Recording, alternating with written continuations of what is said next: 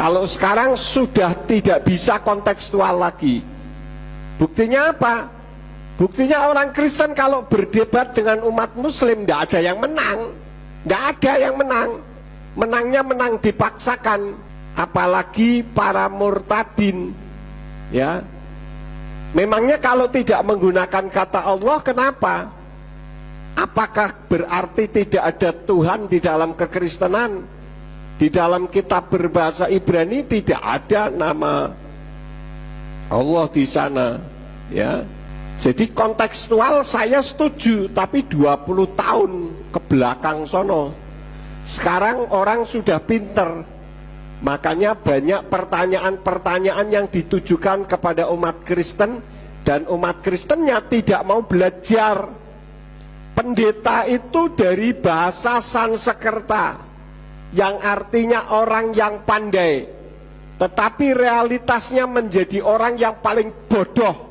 Diajari tidak mau. Kenapa? Karena merasa pinter.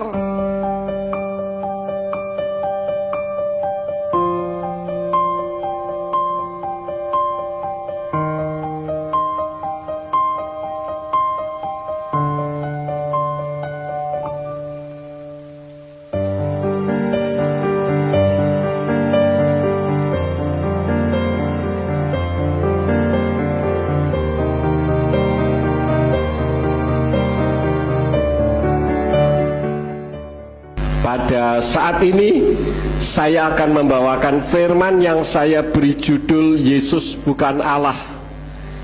Ketika saya pertama kali membuat buku yang berjudul Yesus Bukan Allah, banyak pendeta-pendeta yang ngamuk. Ngawur saja katanya. Tentu saja saya tidak ngawur. Saya menyampaikan berdasarkan data. Dan pada saat ini ketika saya menyampaikan firman, saya bertumpu kepada satu video. Kita akan dengar ada seorang ustadz, namanya Ustadz Zuma dari Makassar kalau saya tidak salah. Beliau menyampaikan video, silahkan saudara nanti dengar videonya dan dengarkan juga suara background di belakangnya ya. Silakan. Layaknya orang Islam tidak pernah berdebat dengan Hindu Buddha. Tidak pernah. Kenapa? Karena mereka tidak menyentuh apa yang menjadi esensi di dalam Al-Quranul Karim. Berbeda dengan Kristen. Prinsip-prinsip akidah, tauhid yang menjadi landasan Islam, itu semuanya diambil dan didudukkan pada perkara yang tidak seharusnya. Nah, inilah yang menyebabkan dialog itu terjadi. Andai saja lembaga lain Indonesia percaya diri kemudian mendudukkan apa yang ada di dalam kitabnya berdasarkan asal usulnya, maka tidak ada debat. Tidak ada debat. Kenapa ada debat? Yesus dikatakan anak Allah. Pada mulanya adalah firman. Firman itu bersama-sama dengan Allah. Firman itu adalah Allah. Firman itu adalah Allah. Allah itu telah menjadi manusia. Itu bajingan, bang. Bajingan. Tetapi saudara Kristen tidak pernah sadar itu, betapa mereka menghinakan saudaranya sendiri. Apa susahnya menggunakan kata Theos? Apa susahnya menggunakan kata Tuhan? Apa susahnya menggunakan kata Yahweh? Kenapa harus Allah? Nah, coba Anda lihat bagaimana kitab saudara. Kesana kemari tanpa arah, kelimpungan mencari jati diri yang sebenarnya. Ini wujud tidak ada kecintaan terhadap kita itu. Al-Quran mau dibawa kemanapun, mau sampai ke negara yang paling benci terhadap Islam sekalipun, Al-Quran tetap menggunakan bahasa aslinya. Kenapa?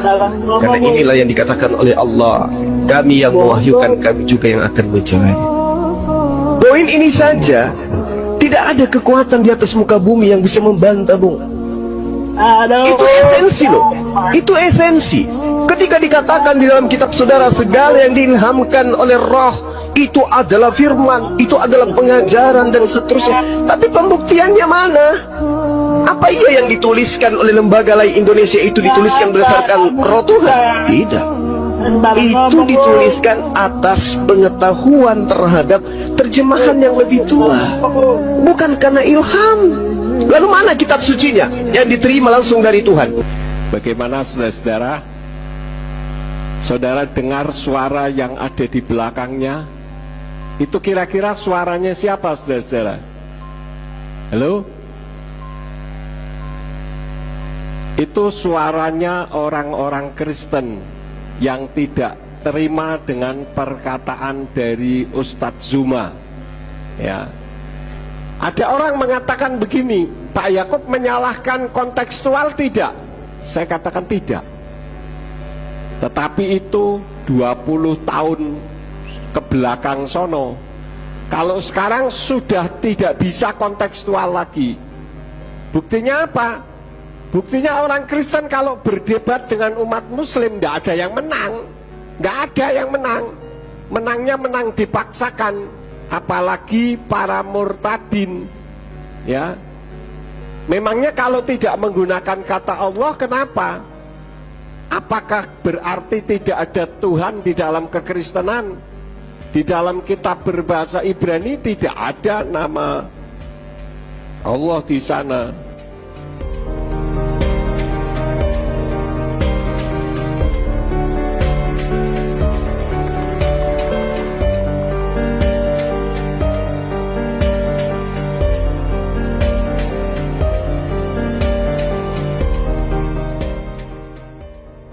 Ya, jadi kontekstual saya setuju, tapi 20 tahun ke belakang sono.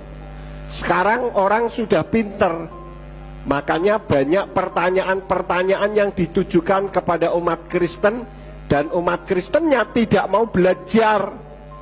Pendeta itu dari bahasa Sanskerta, yang artinya orang yang pandai, tetapi realitasnya menjadi orang yang paling bodoh. Diajari tidak mau. Kenapa? Karena merasa pinter, mengatakan bahwa kitab suci terjemahannya Yayasan Lembaga Alkitab Indonesia itu sudah paling benar. Bahkan ada pendeta di Semarang yang mengatakan bahwa saya pedomannya cukup dengan LAI, tapi ajarannya ngawur bondrol tidak karuan, saudara-saudara. Ya, tidak bisa berteologia dengan baik. Kalau menurut saya ini memalukan sekali.